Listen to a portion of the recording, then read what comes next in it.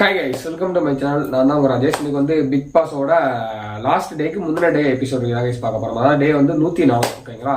இந்த தாய் கிழவியும் வந்து அந்த ஒரு தருதல கேங் கூட சேர்ந்து இவங்களும் வந்து மாறிட்டாங்க. ஆல்ரெடி நம்மளுக்கு தெரியும். இவங்களும் என்ன பண்றாங்க அப்படின்னா, அதாவது வந்து ஒருத்தங்களுக்கு பின்னாடி ஒன்றும் அவங்களுக்கு முன்னாடி வேற மாதிரியும் வந்து பேச ஆரம்பிச்சுட்டாங்க.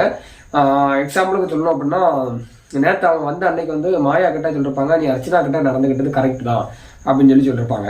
ஓகேங்களா? அதுக்கு அர்ச்சனா கிட்ட நடந்துகிட்ட கரெக்ட் தான் அப்படின்னு சொல்லியிருப்பாங்க. அதுக்கப்புறம் வந்து மாயா என்ன சொல்லிருப்பாங்க அப்படின்னா, அப்போ அர்ச்சனை என்ன யூஸ் பண்ணிக்கிட்டாங்களா அப்படின்னு கேட்டிருப்பாங்க. அப்போ இந்த இடத்துல உண்மையை இவங்க நான் ஒரு தாய்மை, நான் எல்லாத்துக்கும் அம்மாவா இருக்கேன் அப்படின்னு சொல்றாங்கல்ல, அது உண்மைன்னா அவங்க என்ன பண்றாங்கணும், அப்படிலாம் கிடையாது, அவனை யூஸ் பண்ணலாம் செய்யல அப்படின்னு சொல்லிருக்கணும். பட் இவங்க என்ன பண்ணாங்க, இவங்க வந்து மாயா அந்த மாதிரி கேட்ட உடனே ஒரு மாதிரி நக்கலை சிரிச்சுக்கிட்டு அதுக்கப்புறம்னா அப்படிலாம் சொல்ல வரலையே அப்படின்னு சொல்லியிருப்பாங்க. உடனே வந்து மாயாவும் வந்து அர்ச்சனா நம்மளை யூஸ் பண்ணிட்டாங்க உங்களுக்கு அப்படின்னு சொல்லிட்டு அவங்களும் வந்து பைத்தியகாரத்தனமா நம்பியிருப்பாங்க. விசித்ரா ஃப்ரெண்ட்ஸ், நீங்க வந்து இதெல்லாம் பார்த்துருப்பீங்கன்னு நம்புறேன். பட் இன்னைக்கு என்ன நடந்துச்சு அப்படின்னா கைஸ், அர்ச்சனா கிட்ட பெட்ரூம்ல உட்காந்துட்டு பேசிக்கிட்டு இருந்திருப்பாங்க. நார்மலா தான் பேசிக்கிட்டு இருந்திருப்பாங்க. நேற்று வேற மாதிரி பேசிக்கிட்டு இருந்தாங்க. பின்னாடி அர்ச்சனாக்கு பின்னாடி ஒரு மாதிரியும் அர்ச்சனா கிட்ட ஒரு மாதிரி வந்து பேசுறாங்க. அர்ச்சனா ஸ்டார்டிங்ல சொன்னேன். ஓகேங்களா? இப்போ வந்து இன்னைக்கு என்ன பண்ண அப்படின்னா, பெட்ரூம் ஏரியால உட்காந்துக்கிட்டு அர்ச்சனா நீ எப்படியாச்சும் கப்பு வந்து வின் பண்ணணும், நீ தான் வின் பண்ணணும் அப்படின்னு இருப்பாங்க. அதுக்கப்புறம் வந்து நீ தான் வின் பண்ணுவ அப்படின்னு சொல்லிருப்பாங்க. எதுக்கு இந்த நாடகம் இந்த தாய் கிழவிக்கு பாத்தீங்களா? இவங்களோட புரியும் நினைக்கிறேன் கைஸ் உங்களுக்கு.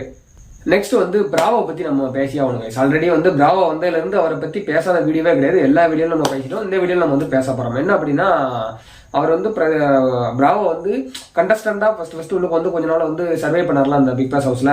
சர்வே பண்ணிட்டு போகும்போது எவ்வளவு நெகட்டிவிட்டி, அதாவது எவ்வளவு நெகட்டிவா அவர் வந்து கொண்டு போனாரோ அதை வந்து திரும்ப எக்ஸ் கண்டஸ்டண்டா உள்ளுக்கு எல்லாரும் வந்தாங்களா, அப்படி உள்ளுக்கு வந்து எல்லாத்தையுமே டோட்டலா அப்படியே பாசிட்டிவா வந்து மாத்திட்டாரு தான் சொல்லணும். இப்ப எல்லாத்துக்குமே வந்து பிராவோ வந்து ரொம்ப பிடிச்சிருக்கு. எல்லாருமே வெளியில வந்து அவர் வந்து பாராட்டிட்டு இருக்காங்க. அதாவது கைஸ் என்ன அப்படின்னா, வெளியில வர போய் பிக் பாஸ் வீட்டுக்குள்ள இருந்துட்டு வெளியில போயிருப்பார்லாம், போனதுக்கு அப்புறம் ஃபுல்லா அவரும் உள்ள எல்லாத்தையும் பாத்துருக்காரு. எல்லாரும் பார்க்கக்கூடியதான எக்ஸ் கண்டஸ்டன் வெளியில போறவங்க எல்லாம் பார்க்கக்கூடிய விஷயம் தான். எடுத்த உடனே அப்படிதான் பாத்துருப்பாங்க. இடத்துல எல்லாரும் பார்க்கக்கூடிய விஷயம் தான். நிறைய பேர் புள்ளிட்டு திரிவாங்க, நான் பார்க்கவே இல்லை, அது பார்க்கலாம் இதை பார்க்கலாம் அப்படின்னு சொல்லி ஊற்றிருப்பாங்க. பட் வந்து நம்ம உள்ளுக்கு எவ்வளவு நடந்திருக்கோம், நம்மளுக்கு எப்படி நம்ம எந்த அளவுக்கு மக்கள்கிட்ட ரீச் ஆயிருக்கோம் அப்படின்னு சொல்லிட்டு எல்லாத்துக்கும் ஒரு ஆர்வம் இருக்கும். உள்ளுக்கு இருக்கும்போது அவ்வளவு ஆர்வம் இருக்கும்போது வெளியில போனதுக்கு அப்புறம் இல்லாம இருக்கும்.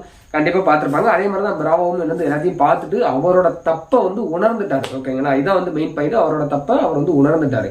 அண்ட் வந்து பிரதீப்புக்கு ரெட் கார்டு இஷ்யூ வந்து ஆல்ரெடி நிறைய ஒரு எக்ஸாம்பிளுக்கு சொல்றேன். பிரதீப்புக்கு வந்து ரெட் கார்டு கொடுத்த மேட்டர்ல வந்து நான் தப்பு பண்ணிட்டேன், மிகப்பெரிய நான் தப்பு பண்ணிட்டேன், நான் வந்து யோசிச்சிருக்கணும் என்ன நடந்துச்சு ஏது நடந்துச்சு அப்படின்னு சொல்லிட்டு அங்க வந்து விசாரிச்சிருக்கணும் எல்லாத்துக்கிட்டையும் அப்படின்னு சொல்லிருப்பாங்க. நான் வந்து அப்படி விசாரிக்காம யோசிக்காம ரெட் கார்டு கொடுத்த காரணமும் இருக்கு. என்ன காரணம் அப்படின்னா, அந்த 6 பொண்ணுங்களையும் வந்து நான் வந்து முழுசா நம்பினேன். நான் வந்து இதே என் காலேஜ்லயே ஸ்கூல்லயே வந்து ஒரு பொண்ணுக்கு ஒரு நடந்துச்சு அப்படின்னா நான் தான் முதல்ல போய் அடிக்க நிற்பேன். அதே மாதிரிதான் நானும் வந்து இது அப்படிதான். ஏன்னா 6 பேரும் சொல்லும் போது வந்து அவர் சொன்னது எக்ஸாக்டா சொன்னது இதுதான். 6 பேரும் சொல்லும் போது வந்து கண்டிப்பா இது உண்மையா தான் இருக்கும். ஏன்னா எனக்கு வந்து அந்த அளவுக்கு டீட்டெயிலா தெரியாது. பட் வந்து ஒரு 6 பெண்களும் வந்து சொல்லும் போது இது உண்மையா தான் இருக்கும்னு சொல்லிட்டு நானும் நம்பி ரெட் கார்டு கொடுத்தது வந்து ரொம்ப பெரிய தப்பு பண்ணிட்டேன். நான் அவங்கள நான் ஃபர்ஸ்ட் நம்பி இருக்க கூடாது. நான் வந்து பிரதீப் கமல் கிட்ட, அதாவது வந்து மாயா ஹாசன் கிட்ட வந்து நான் வந்து ரெட் கார்டு கொடுக்கும்போது ரெட் கார்டு கொடுக்காம, சார் இதை வந்து நல்ல தீர விசாரிச்சு அவர் மேல தப்பு இருந்தா அவருக்கு வந்து ரெட் கார்டு கொடுக்கலாம் அப்படின்னாச்சும் நீங்க சொல்லிருக்கணும், நான் தப்பு பண்ணேன் அப்படின்னு சொல்லிட்டு அவர் வந்து ரொம்ப தெளிவா யாரு மேல தப்பு இருக்கு, யாரு மேல கரெக்ட் இருக்கு, யாரு நல்லவங்க யாரு கெட்டவங்க அப்படின்னு சொல்லிட்டு ஃபுல்லா பார்த்துட்டு உள்ளுக்கு வந்திருக்காரு. அப்படி உள்ளுக்க வந்துமே எல்லாத்துக்கிட்டையுமே சகஜமா தான் பேசினாரு. அதுக்காண்டி அர்ச்சனா, மணி, தினேஷ், விஷ்ணு இவங்க கிட்ட மட்டும் நல்லா பேசினாரு அப்படின்னு கேட்டீங்கன்னா அப்படிலாம் கிடையாது. நீங்க பாத்துருப்பீங்க எல்லாத்துக்கிட்டையுமே, மாயா கிட்டே இருக்கட்டும், பூர்ணிமா கிட்ட இருக்கட்டும், அனன்யா கிட்ட இருக்கட்டும், சரவணகிராம கிட்ட இருக்கட்டும், விஜயா இருக்கட்டும், அதுக்கப்புறம் அக்ஷயாவா இருக்கட்டும், எல்லாத்துக்கிட்டையுமே எல்லாத்துட்டையும் வந்து சகஜமா பேசி எல்லாத்துட்டையுமே நல்லா பேசினாரு. அர்ச்சனா எப்படி பேசினாரோ அதே மாதிரி தான் எல்லாத்துக்கிட்டையும், தினேஷ் எப்படி பேசினாரோ அதே மாதிரி எல்லாத்துக்கிட்டையுமே வந்து நார்மலா பேசி அவர் வந்து அவர் அவருக்கு இருந்த நெகட்டிவா ஃபுல்லாவே பூராத்தையும் அப்படியே டர்ன் பண்ணி பாசிட்டிவா மாத்திட்டாரு. இவர் மாதிரி எக்ஸ் கண்டஸ்டன்ட் யாராச்சும் மாறி இருக்காங்களா, மாறி திருந்தி நீங்க வந்து பாத்திருக்கீங்களா? கண்டிப்பா துளி கூட கிடையாது, ஒருத்தனுமே இருக்க மாட்டாங்க. பட் வந்து பிராவோ வந்து அப்படி கிடையாது. உண்மையிலே பிராவோ ப்ரோ, நீங்க இந்த வீடியோ பாத்தீங்க அப்படின்னா சீரியஸா உங்களுக்கு வந்து ஹேட்ஸ் ஆஃப். கண்டிப்பா உங்களை மாதிரி தான் எல்லாருமே இருக்கணும். நானும் ஆசைப்பட்டேன். சரி எல்லாருமே அதாவது ஜோவிகா, பூர்ணிமா, அக்ஷயா, அனன்யா, நிக்சனு, சரவண விக்ரம் எல்லாருமே வெளியில போய் திருந்திடுவாங்க, மாறிடுவாங்க. ஏன்னா தெரியும், நம்மளுக்கே தெரியுது அவங்க வெளிலன்னா அந்த மாதிரி ஆசைப்பட்டா. நான் நினைச்சேன் சீரியஸா அவங்கலாம் வெளியில போனதுக்கப்புறம் தெரிஞ்சிருவாங்கன்னு நினைச்சேன். பட் என் ஆசையில மண்ணள்ளி போட்டாங்க இந்த தருதலை டீம். நெக்ஸ்ட் பூர்ணிமா பத்தி பேசணுங்க. என்ன அப்படின்னா, அவங்க உள்ளுக்கு வந்திருப்பாங்களா எக்ஸ் கண்டஸ்டண்டா.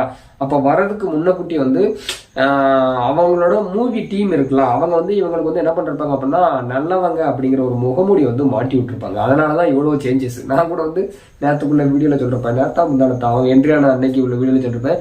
என்ன பூர்ணிமாவோட கேரக்டர்ல டிஃப்ரெண்ட் தெரியுது.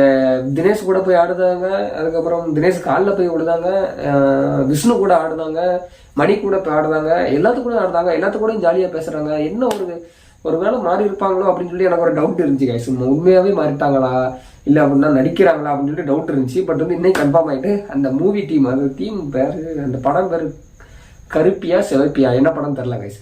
அந்த படத்தை ட்ரெய்லர் நான் பார்த்தேன், பட் மறந்துருச்சு என்ன படம். தெரிஞ்சா கமெண்ட் பண்ணுங்க ஓகேங்களா.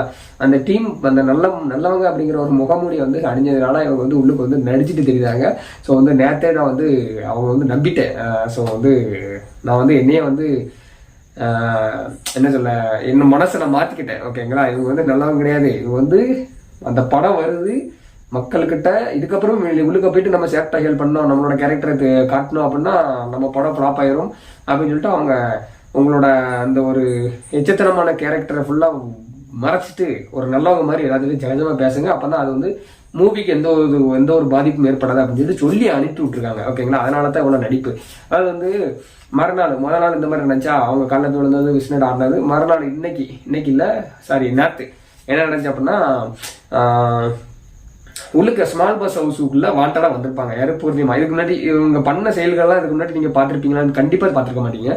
வாண்டடா ஸ்மால் பாஸ் ஹவுஸுக்குள்ள வந்திருப்பாங்க. வந்துட்டு அங்க யாரெல்லாம் இருந்திருப்பாங்க அப்படின்னா, தினேஷ், விஷ்ணு, மணி, அதுக்கப்புறம் யாரு கூல் சுரேஷ் எல்லாருமே இருந்திருப்பாங்க. இவங்க எல்லாத்துலயுமே ஏன் நீங்க 4 பேர் மட்டும் தனியாவே இருக்கீங்க அப்படின்னு சொல்லிருப்பாங்க.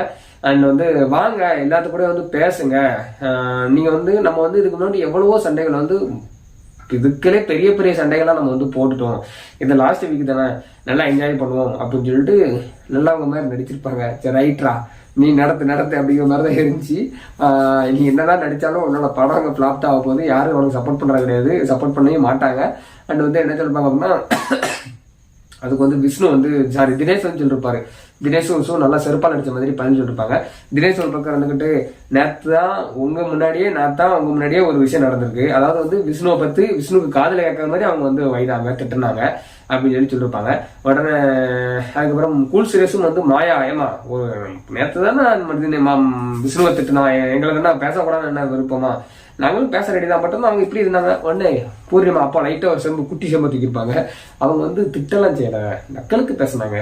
உடனே கூல் சுரேஷ் பங்கம் பண்ணிருப்பாரு, ஏமா திட்டுறதும் நக்கலுக்கு பேசுறதும் ஒண்ணுதாம்மா, ரெண்டுமே ஒண்ணுதான் அப்படின்னு சொல்லிருப்பாங்க.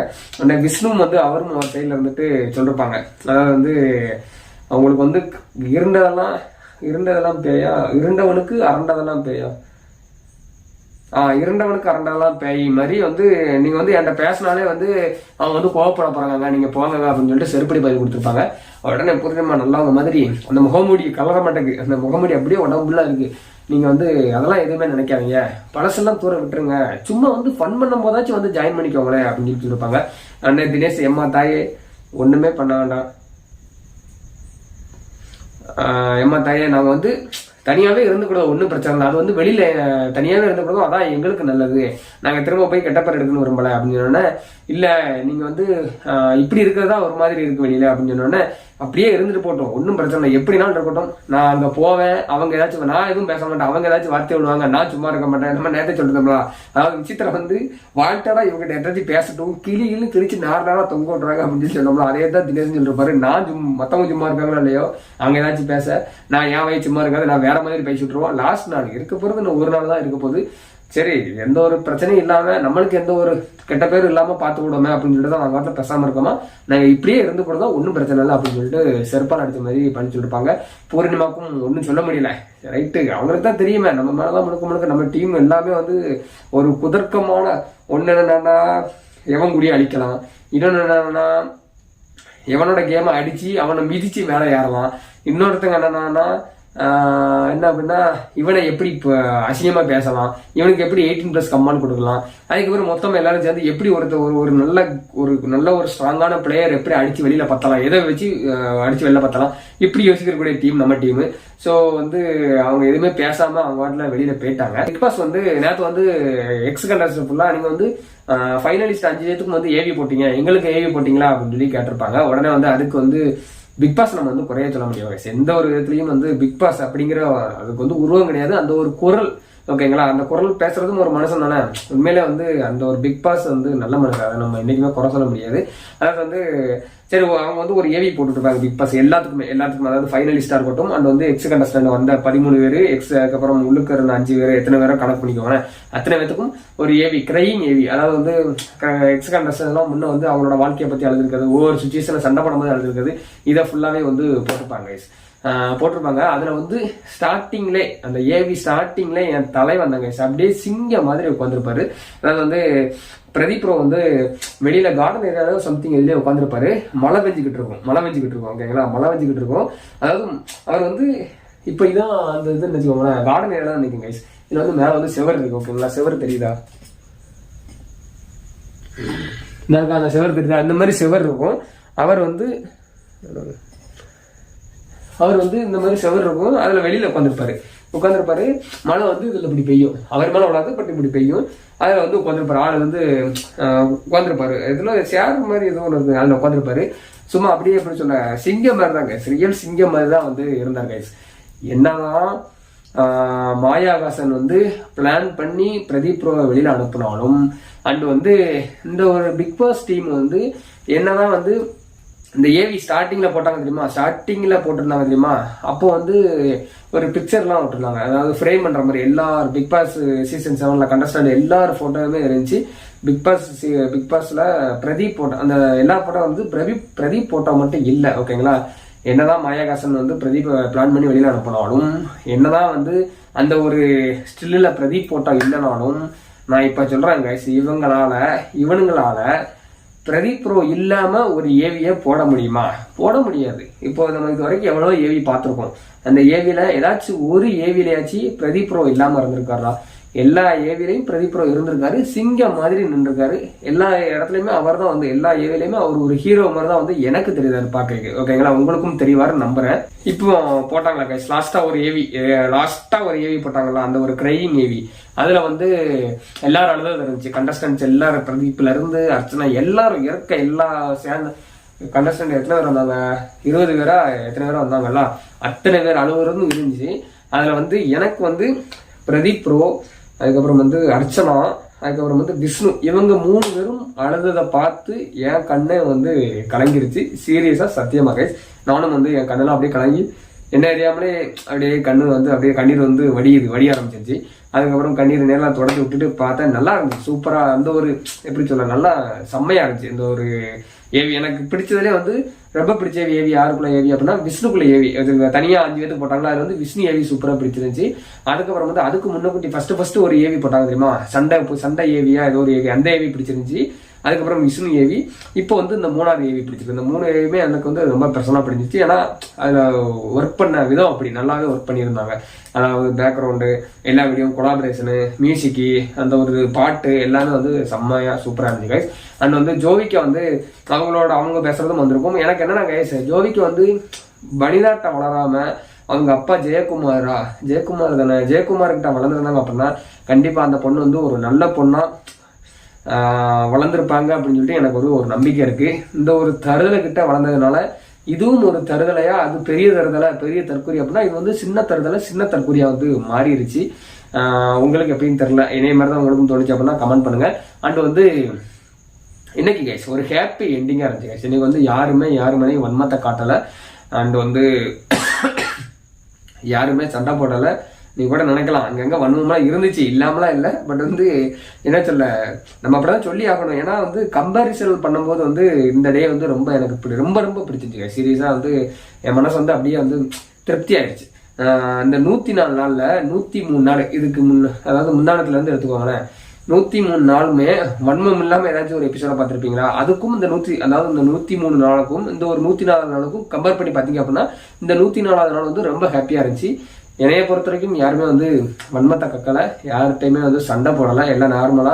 அண்ட் வந்து லாஸ்டா வந்து ஸ்மால் பாஸ் பேசினாரு, பிக் பாஸ் பேசினாரு, எல்லாரும் பேசினாரு, நல்லா இருந்துச்சு பாக்க. அண்ட் வந்து ஒரு பாட்டு போட்டு விட்டாங்க, அது தூம் சக் அப்படின்னு சொல்லிட்டு ஒரு பாட்டு, விஜய் பாட்டு போட்டு விட்டாங்க. அதுல வந்து ரவுண்டா எல்லாருமே நின்று ஆடினது, அதுல வந்து மொத்தமா ரவுண்டா எல்லாருமே நின்று ஆடிருப்பாங்க. ஒவ்வொருத்தங்களும் வந்து உள்ளுக்க ரவுண்டுக்குள்ள நடுசுல வந்து ஒவ்வொருத்தங்களும் வந்து ஆடிருப்பாங்க. அந்த கிளிப் எல்லாம் போடுற அந்த ஒரு பிக்சர் எல்லாம் போடுற பாருங்க, நல்லா இருந்துச்சு. ஒரு ஹாப்பியான ஒரு எண்டிங்கை கொடுத்துட்டு போயிட்டாங்க. அதுக்காண்டியே இந்த கண்டஸ்டன்ஸ் எல்லாத்துக்குமே வந்து தேங்க்யூ. எனக்கு கொஞ்சம் மனசு வந்து நிறைவா நல்லா இருந்துச்சு கைஸ். இவ்வளவு நாள் வந்து வன்மமா நம்ம வந்து பாத்துக்கிட்டு இருந்தோம். இவ இன்னைக்கு யார் அடிக்க போறா, இவ யாரு கூடிய கெடுக்க போறா, இவ யாரை பத்தி பேச போறா, நம்ம பாக்குற நினைப்புக்குள்ள அப்படிதான். அர்ச்சனா இப்படிலாம் பண்ணியிருப்பாங்களோ, இன்னைக்கு விஷ்ணுவை இப்படிலாம் டார்கெட் பண்ணிருப்பாங்களோ, மணியை வச்சு செஞ்சிருப்பாங்களோ, தினேஷ் ப்ரோ விசித்ரா வந்து நோண்டி இருப்பாங்களோ, இல்ல தினேஷ் விசித்ராவை நோண்டி இருப்பாங்களோ, இல்ல அர்ச்சனா வந்து யாரையாச்சும் பிடிச்சி கடையிருப்பாங்களா, அப்படி இப்படின்னா கைஸ் நான் இத்தனை நாள் வரைக்கும் பார்த்தேன்.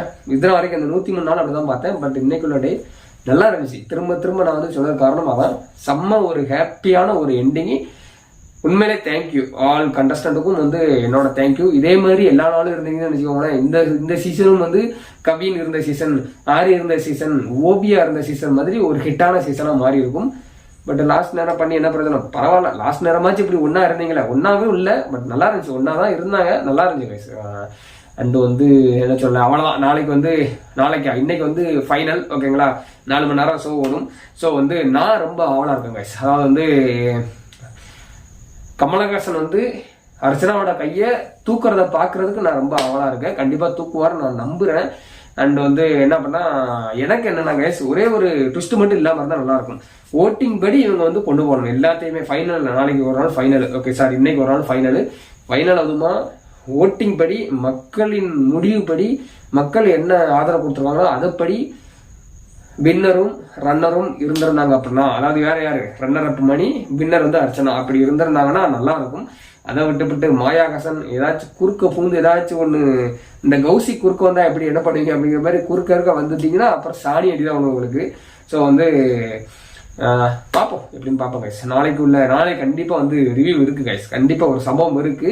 அது வந்து நல்ல சம்பவமா இல்ல நார்மல சம்பவமா, யாரை கிழிக்க போறோம் இல்ல பாராட்டி பேச போறோமா அப்படிங்கிறது நாளைக்கு தான் தெரியும். அதுவும் அவர் பிக் பாஸ் டீம் கையிலையும், விஜய் டிவி கையிலையும், மாயாகசன் கையிலையும் இருக்கு. பார்ப்போம், நாளைக்குள்ள எபிசோட் ரிவ்யூல சந்திப்போம். லாஸ்டா கைஸ், பிக் பாஸ் சீசன் 7 நான் ஸ்டார்டிங்ல இருந்து எல்லாத்தையும் ரிவ்யூ பண்றேன். எனக்கு ஆதரவு கொடுத்த நல்ல உள்ளங்கள், நம்ம வீடியோ வந்து நிறைய பேர் பார்த்துருக்கீங்க. ஒரு 100 பேர் பார்த்துருக்காங்க, 1000 பேர் பார்த்துருக்காங்க, 1100 பேர் பார்த்துருக்காங்க, 2 பேர் பார்த்துருக்காங்க. நேற்று உள்ள வீடியோ வந்து 50 பேர் பார்த்துருக்காங்க, 800 பேர் பார்த்துருக்காங்க. இப்படி வந்து பட் வந்து 1000க்கு 100க்கு மேலே தாண்டினது கிடையாது. ஸோ இருந்தாலும் வந்து நான் ஒரு மனுஷன், நாமளா ஒரு ஆளுன்ட்டு நான் போடுற வீடியோவும் கொஞ்சம் பேர் பார்த்துருக்கீங்க. அவங்களுக்கு ஃபர்ஸ்ட் ஆஃப் ஆல் வந்து தேங்க்யூ. நான் என்னைக்குமே உங்களுக்கு உடம்பப்பட்டிருப்பேன். நான் என்னோட லைஃப்ல ஒரு லெவலுக்கு வந்தேன் அப்படின்னா கண்டிப்பா நான் உங்களை மறக்க மாட்டேன். என்னால முடிஞ்சதை நான் உங்களுக்கு வந்து பண்ணுவேன். அண்ட் வந்து இதே மாதிரி ஓரளவுக்கு எனக்கு சப்போர்ட் கொடுங்க. நானும் வந்து என்னால் முடிஞ்சதை நானும் வந்து பண்ணுறேன், புதுசாக பண்ண ட்ரை பண்ணுறேன். அண்ட் வந்து அவ்வளோதான் கைஸ், வேறு ஒன்றும் இல்லை சொல்கிறதுக்கு. ரொம்ப நன்றி. அண்ட் வந்து நெக்ஸ்ட் ஃபைனல் வீடியோவில் சந்திப்போம். பாய், லவ் யூ ஆல்.